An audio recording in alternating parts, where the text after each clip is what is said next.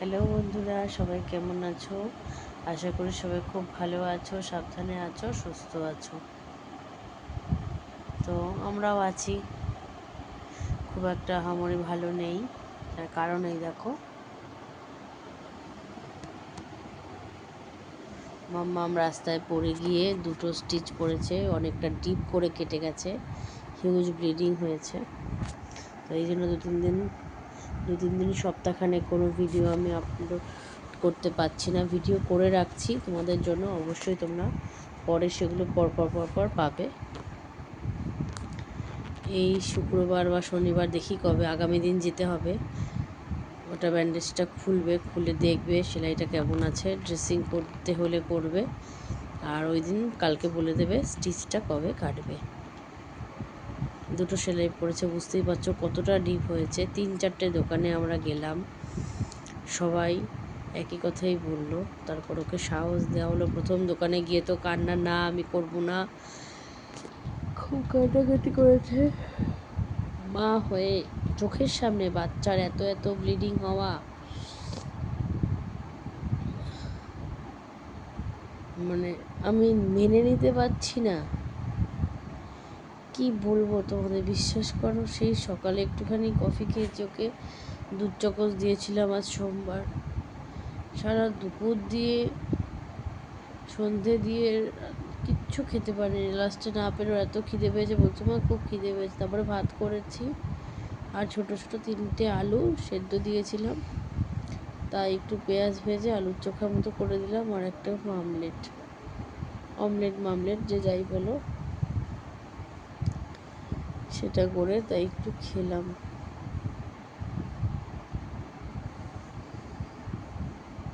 কি বলবো, কীরকমভাবে হয়ে গেল। আমি ওকে বারণ করলাম 3-4 বার, শুনলো না কথাটা, জানো তো। বলে না মাতৃ আজ্ঞা মাতৃ বারণ নিষেধ, এই জিনিসগুলো খুব এফেক্টিভ। এবং শুধু এই ছোটোবেলাতেই নয়, শিশুবেলাতেই নয়, এটা যতদিন মা বেঁচে থাকবে, চোখ জ্বালা করছে, যতদিন মা বেঁচে থাকবে ততদিন এই জিনিসটা চালিয়ে যাওয়াটাই বেটার। দেখো, জন্য আমার চোখ জ্বালা করছে। সময় কাটছে না বন্ধুরা, একদম আমারও সময় কাটছে না। স্কুলে যাই, সব গার্জিয়ানদের সাথে দেখা হয়, কথা হয়, ওইটুকু মনে হয় একটু ভালো লাগে, একটু অক্সিজেন পাওয়া যায়। আর সারাদিন তো মেয়ে আর আমি আর মেয়ে আর কে। আমারও বন্ধুবান্ধব নিয়ে স্কুলে ছোটাছুটি, মিড ডে মিল নেওয়া, কী টিফিন নেবো তাই নেওয়া, বইপত্র গোছানো, পিডিএফগুলো সব রেডি হয়েছে কি না, এইসব নিয়ে ও সারাদিন খুব মানে সবসময়তে থাকে। একটু খেলার সময় পেলে রবিবার যোগাতে যাবে, কম্পিটিশান না, যোগা একটা অনুষ্ঠিত হবে স্কুল থেকে, সব স্কুল থেকেই আর কি যেতে হয়েছে, ওদেরও যেতে হতো, ও যেতে পারেনি, বাকি সবাই গেছে। সাদা টি শার্ট কত দোকান খুঁজে খুঁজে লাস্টে পেলাম। হ্যাঁ, সব মিলিয়ে মিশিয়ে না ভালো লাগছে। চোখে ডাক্তার দেখালাম, নতুন একটা চশমা বানাতে দিলাম, সেই চশমায় আবার পাওয়ার দিলাম, যে চশমাটা পরে কালো ফ্রেমের, যেটা সবসময় দেখতে পাও তোমরা গোল, সেটার আবার নতুন করে সেটাতে পাওয়ার করতে দিলাম। তা দোকানদার জেঠু আর কি বললেন, যে দোকানে আর কি মাপ টাপগুলো নেয়, সেই জেঠুগুলো বলছে আগে এটা দিই, তারপরে নতুনটা দেবে, তারপরে আমি পুরনোটা দেবো। বললো ওটা যদি দিয়ে দাও তাহলে তো পড়বে লিখবে বা রাস্তাঘাটে চলাফেরা তো সমস্যা, একটা নিয়ে গিয়ে তারপর আর একটা দিও।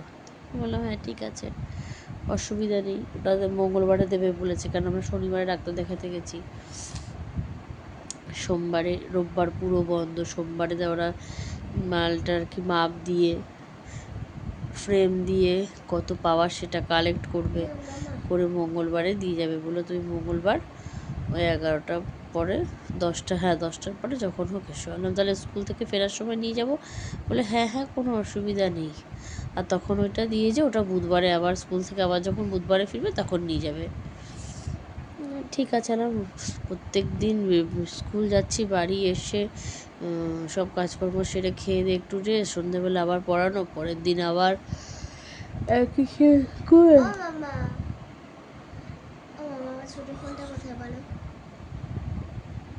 ছুটি আর হচ্ছে না। ঠিক আছে, শনিবার জামাই ষষ্ঠী, ম্যামও ক্লাস করাবে না, নাচের ডান্স ক্লাস ছুটি, চলো তাহলে যাই, ওই দিনই ডাক্তারটা দেখিয়ে আসি। আর একেবারে গেঞ্জির জন্য বেরোতেই হতো ওকে সাইজ নিয়ে। ওর সব জায়গায় যদি বলি 7 বছর বাচ্চা, কেউ বুঝবে না। 7 বছর বাচ্চা সাইজের থেকে ওর সাইজটা তো অনেকটাই বড়, ডেভেলপ ফিগার। এবার সব দোকানে গিয়ে বলছে, দাদা সাদা গেঞ্জি হবে, সাদা টি শার্ট, কার জন্য? ওর জন্য। ও দাঁড়ান দেখাচ্ছি, কেউ দেখিয়ে দিচ্ছে অনেক বড়। হ্যাঁ, আবার যে দুজন দেখানো তারা আবার চকরা বকরা ছাপা টাপা এইসব লেখাজোখা, ওইসব হবে না। ঘরের সামনে এসে পড়লো, আবার বারণ করলাম, শুনলো না আমার কথাটা, জানো। ও কেন, ও তো ছোটো মানুষ, যদি বড়রাও না শুনে না, তোমাদেরকে আগেও বলেছি। আমার বাবাও, আমি বললাম, বাবা তুমি অফিসে 6টার সময় যাবে, বাবা তো রেলে চাকরি করতেন, যে তুমি 6টার সময় যাবে, ঠিক আছে। 6টা 2টো ডিউটি ছিল মর্নিং, তখন বললাম 6টার সময় যাবে, তখনও দোকান খুলবে না, আসবে তখন খোলা থাকবে না, আমি পরে আমি হোক মা হোক গিয়ে তোমার ফোনে রিচার্জ করিয়ে দেবো। হবে না, বলছে আমি অফিসে কাউকে ফোন করতে পারবো না, ফোনে রিচার্জ শেষ হয়ে গেছে বলে নিজেই বেরোলো। মঙ্গলবার ছিল জানো বন্ধুরা, মধ্যমগ্রামে এই পিএনবি ব্যাংক স্টেশনের এপারে, মানে সোদপুর রোডে আসতে বাঁ হাতে পড়বে পিএনবি ব্যাংক, বাঁ হাতেই তো, হ্যাঁ বাঁ হাতে। ফাঁকা একটা টোটো মেরে দিয়ে চলে গেল, পড়লো সঙ্গে সঙ্গে একজন চেনা মানুষ দেখে বাবাকে দিয়ে সাইকেল দিয়ে বাড়ি নিয়ে দিয়ে, সঙ্গে সঙ্গে তো পাটা ফোলা, অঝরে যন্ত্রণা। সেই রাত্রেই ডাক্তার ছিল না পরের দিন ডাক্তার ছিল, যাই হোক নিয়ে গিয়ে দেখানো হলো, বললো আঙুলের, পায়ের আঙুলে একটু ক্র্যাক হয়ে গেছে। আমি ওকে দেখে বন্ধুরা ভালো লাগছে না কিচ্ছু, জানো না, আমি কখনো এরকম ভিডিও বানাতে চাইনি। ভগবানের আশীর্বাদে এমন কোনো ডাল ভাত খাওয়ার মতনও মানে অবস্থা আছে, ডাল ভাত খেতে পারবো, রোজ মাছ ভাত না খাই, রোজ ডাল ভাত খেতে পারবো, কিন্তু এরকম ভিডিও দেখিয়ে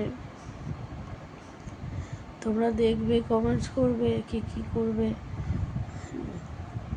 তাই এইসব আমি সত্যি কথা কোনোদিনও চাইনি। চোখটা প্রচণ্ড জ্বালা করছে। দেখেছো আমার যেই নিচের 4টে আর উপরের যেই দুটো দাঁতগুলো যে পড়ে উঠেছে, সেই দাঁতগুলো দেখো হলুদ, আর আবার জন্ম থেকে যেই দাঁতগুলো হয়েছে মানে ছোটবেলা থেকে, সেগুলো দেখো সাদা। আমার মা কালকে এসলো, আজকেও একবার আসলো, ওকে বলে গেল একটু রেস্ট নেও দিদুন, একটু রেস্ট নাও, একটু শো, মাথা বেশি ঝুঁকিও না, দৌড়াদৌড়ি করো না, বেশি কথা বলো না। হ্যাঁ হ্যাঁ দিদি, বেশি দৌড়াদৌড়ি করো না, একটু রেস্ট নাও, মাথা ঝুঁকিও না, কপালটা এরকম করলে তো চাপটা পড়ছে এখানটাতে না। একটুও শুনলো না, কি করবে বলো। মাও কিছুক্ষণ বসলো টসলো, তারপরে বাড়ি চলে গেলো।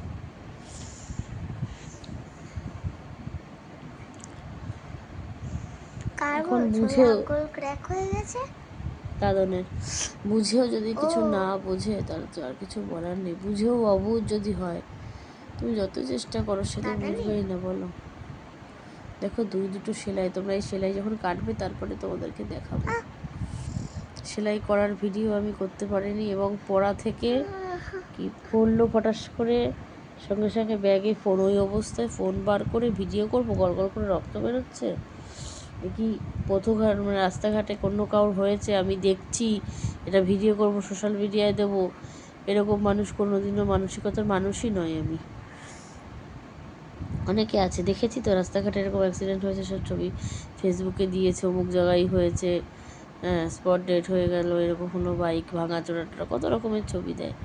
এসব আমার পক্ষে সম্ভব না বাবা। আর সবসময় বাড়ি থেকে বেরোনোর সময় ঠাকুরকে বলেই বেরোই, ঠাকুর রাস্তাঘাটে কোনো রকম কোনো অসুবিধাজনক পরিস্থিতি যেন মুখোমুখি না হতে হয় আমাকে। এত বছর ধরে লাইন পারাপার হচ্ছি। হ্যাঁ, একবারও পড়িনি। তখনও বলতাম কানের কাছে কথা বলো না, চলো। তখনও বলতাম যে ঠাকুর দেখো, কোনো দিন হয়তো কোনো ট্রেনে কোনো মানুষ কাটা পড়েছে বা সুইসাইড যারা করে, সেরকম যেন কোনো কিছু যেন দেখতে না হয় কখনো। লাইন পের হচ্ছি, সবাই মিলে হয়তো দাঁড়িয়ে আছে, পুলিশ টুলিশ, যখন কাটা পড়েছে এরকম মুখ বেরিয়ে এরকম এগিয়ে যেন দেখতে না হয়। তো জানি না কী করে সামলাচ্ছি নিজেকে, আমি নিজেই বুঝতে পারছি না। আর এই যে লাইট জ্বলছে এসির উপরে, দেখো এসির উপরে এই যে লাইটটা জ্বলছে, সরো না, এসির উপরে যে লাইটটা জ্বলছে, এরকম একটা লাইট যদি জ্বলে কারোর কি ঘুম আসে? ফোনটা ফেলে দেবো কিন্তু নিজে, তুমি যাও শুয়ে পড়ো। পুরো আমার কথা না শোনার ফলে আজ এই অবস্থা। কপালটা এত ডিপ করে কেটেছে, সবাই বললো সেলাই না দিলে মাংস মানে জোড়া হবে, বুঝে উঁচু হয়ে থাকবে। আমার কথাটা না শোনার ফলে এটা হলো। এটা ও নিজের মুখ থেকে একবারের জন্য স্বীকারও করবে না, ও বলবেও না। ও জানে, জেনে শুনেও এই কাজগুলোই ও করে যাচ্ছে। কি করব বলো? সুসন্তানে জন্ম দিতে পারেনি আমি, এরকম মানে কি বলবো, কী রকম মা ডেফিনেশান দেবো, মায়ের সংজ্ঞা দেব? আমি এতটাই মানে অকর্মণ্য মা যে বাচ্চাকে সুশিক্ষা দিতেই পারেনি, যার জন্য আজকে এই অবস্থা। বারণ করেছিলাম, কতবার বারণ করেছি, হাত ধরে ধরে নামিয়ে দিচ্ছি তিনবার। পাশের বাড়ি কৃষ্ণা, তোমাদেরকে দেখাবো কৃষ্ণাদের বাড়ির সিঁড়িটা, 3টে সিঁড়ি দিয়ে উঠে সামনে বারান্দা দিই, তারপরে ঘর। 3বার আমি ওর হাত ধরে ধরে নামালাম, আর 3বারই ও উঠে যাচ্ছে।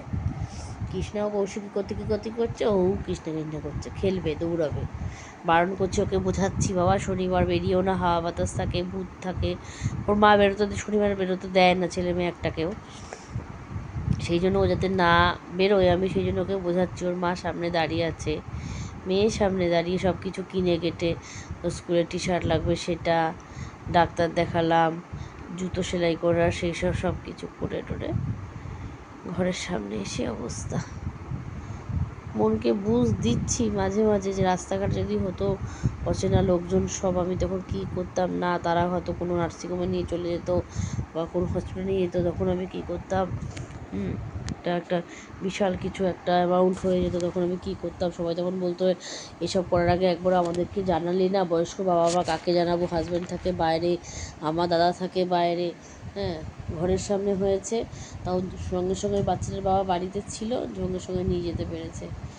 যদি অচেনা কোনো রাস্তাঘাটে হতো, কী হতো? যদি পড়ে গিয়ে কোনো হাত টাত ভেঙে যেত।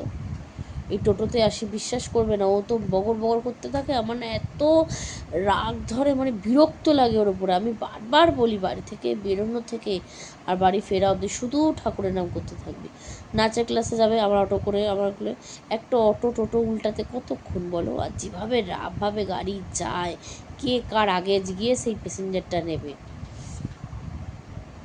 সবসময় বলি মা ঠাকুরের নাম করতে করতে চলো, ও বকবক বকবক করেই যাচ্ছে, আর আমি ওর বকবক কানে শুনবো না ঠাকুরের নাম করবো বুঝে পাই না, ওর মতো বকেই যাচ্ছে আমার কোলে বসে বসে। আর বড়ও হয়ে যাচ্ছে, অটোতে আমার কোলের ওপরে বসলে মাথাটাও লাগে, তাও এখনও হচ্ছে, এরপরে তো আর বসা যাবে না। তাও তো কোনো অটো ওরকম কোলে নিয়ে বসলেও ওর ভাড়া নিয়ে নেয়। সেদিন যেমন হচ্ছে আমার কোলে বসে এসছে, নেমে যেই আমি মানে 22 টাকা দিয়েছি, 10 টাকার নোট খুচরো ছিল না, আর 12 টাকা ভাড়া হয়, তা বলছে আর 2 টাকা দিন। আমি বলছি কেন? বলছে দুজনের ভাড়া।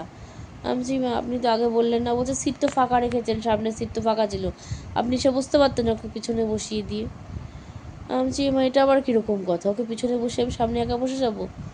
হয় কখনো? কি বলবো? আচ্ছা 2 টাকার খুচরো নেই, 20 টাকাই 22 টাকাই রাখলো।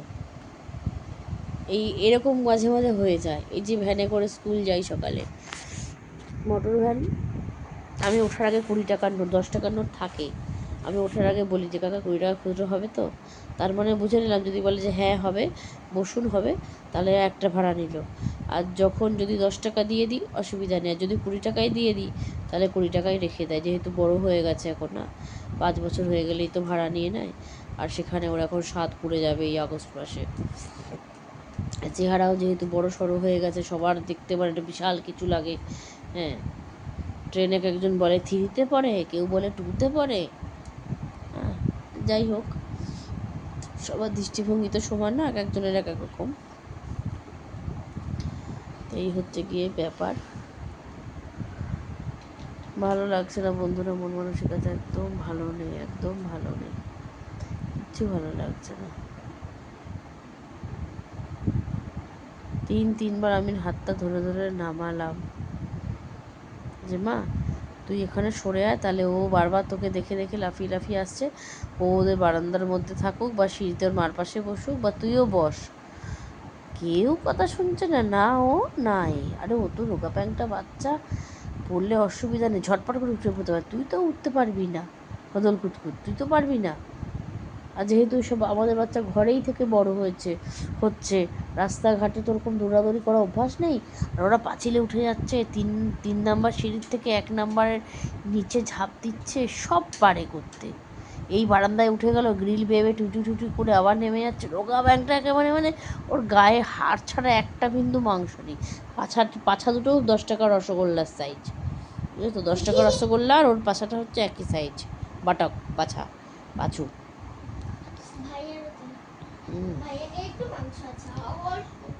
বাপ রে বাপ, মানে যে সেকেন্ডের মধ্যে কি হয়ে গেল। সঙ্গে সঙ্গে সামনে ওই বাড়ির এক জেঠিমা বলছে আমার ঘরে বিটারাইন আছে, তাড়াতাড়ি বিটারাইন তুলো। প্রথমে তো আগে তুলো চেপে নিয়েছি, বিটারাইনের কোটো খুলতে খুলতে হাতে থেকে বুঝে এনে তুলো নে, আগে তুলো চেপে দিয়েছি, সেই তুলো তো পুরো লাল, পরে আবার বিটারাইন দিয়ে আর একবার তুলো, পরের তুলো, আবার বিটারাইন দিয়ে তারপরে এরকম এরকম ফাঁকা করে করে দেখছি যে মাংস একদম দক করছে লাল, রে বাবা বিশ্বাস করবো না, মানে আমি আর নেই, আমি গা হাত পা টক করে করে কাঁপছি, যে এই যদি মেয়ে সেলাই দিতে গিয়ে যদি অজ্ঞান হয়ে যায় তাহলে যে কি আমার হবে, মানে আমি তো নেই আর। ভদ্রলোক দাদা বসেছিলেন, ওর কোলে মাথা রেখে, দাদার কোলে মাথা রেখে মেয়ে শুয়েছে, তারপরে ওকে শুয়ে সেলাই দিয়েছে, বা শুয়ে শুয়ে সেলাই দিয়েছে না বসিয়ে, শুয়ে আবার শুয়ে দিল।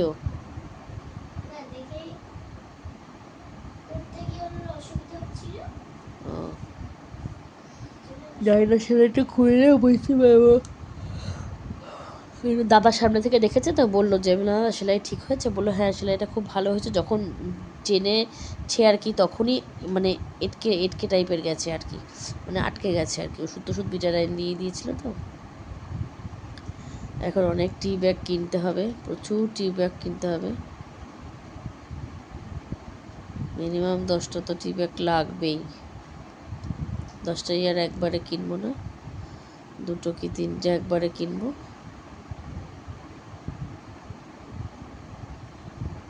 টি ব্যাগটার দাম কত বাবা, ভালো লাগছে না। এই চশমার দোকানে কত টাকা, আবার এই ওষুধ বিষুধ, এই ইঞ্জেকশান, টিটেনাস দিল, সেলাই করলো, তারপরে তোমার কী নাম বলে অ্যান্টিবায়োটিক, দাদা 2টো দিচ্ছিল, 2টো নেওয়া হলো না। ওই দাদা আমাকে ইশারা করে বললো যে 2টো দেখো আমার চোখের পাতায় কালো হয়ে গেছে।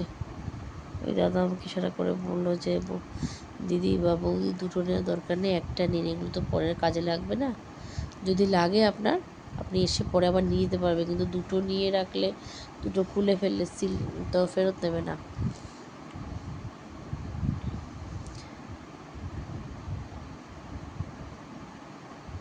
এত দৌড়াদৌড়ি করছে, 1 সেকেন্ড আমি ওকে বসাতে পারলাম না, জানো তো বন্ধুরা, 1 সেকেন্ড বসাতে পারছি না, যেখানটা যন্ত্রণা করবে, এই যে আমরা কথা বলছি, এই যে কপালটা দিকে দিক নড়ছে টড়ছে, এটাতেও তো একটুখানি সমস্যা। ও বুঝছে না, এখনও বুঝছে না। আগামী দিনে উনি খুলে যদি দেখে যে অসুবিধা, তাহলে ড্রেসিং করে হয়তো বলে দিতে পারে আরও 1 সপ্তাহ পরে কাটবো, তখন আমার কি হবে বলো।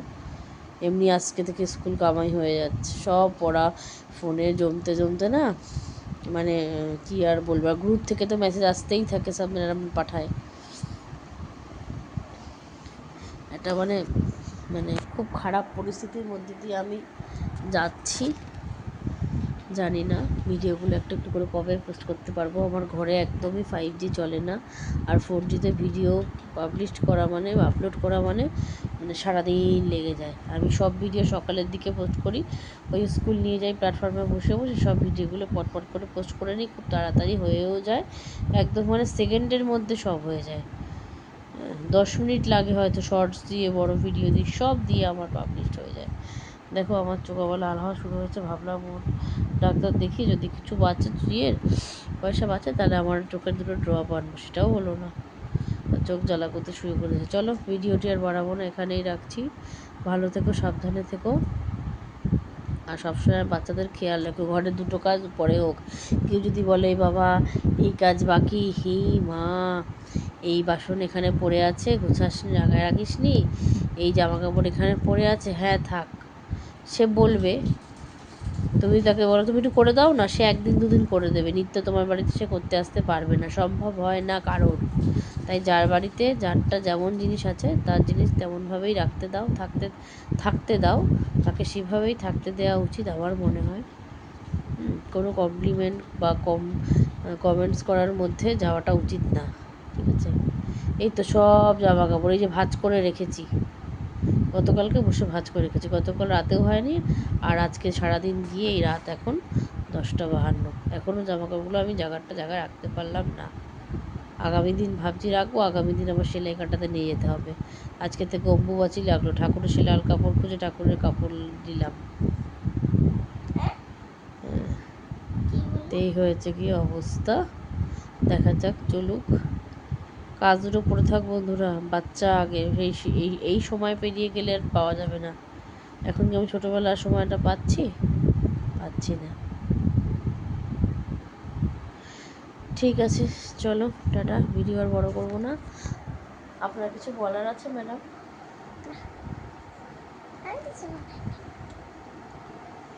ফোনটা নিয়ে ভালো মুখের সামনে ধরে দেখছিস তো, ভালো, যদি আচমকা হাম করে পড়ে তাহলে একটু বুঝবি কেমন লাগে।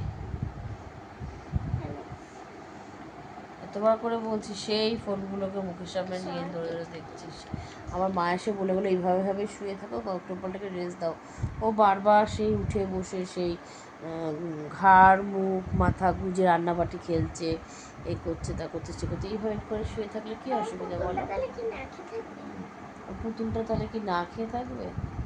হ্যাঁ, এই হয়েছে অবস্থা, বোঝো তোমরা।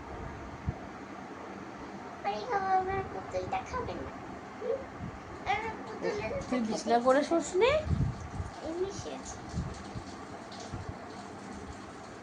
বালিশটা এখানে রাখা ছিল, কম্বল নিয়ে এমনি শুয়ে আছে।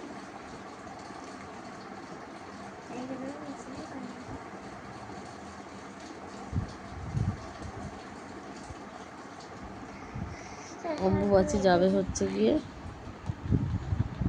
শুক্রবার সকালে,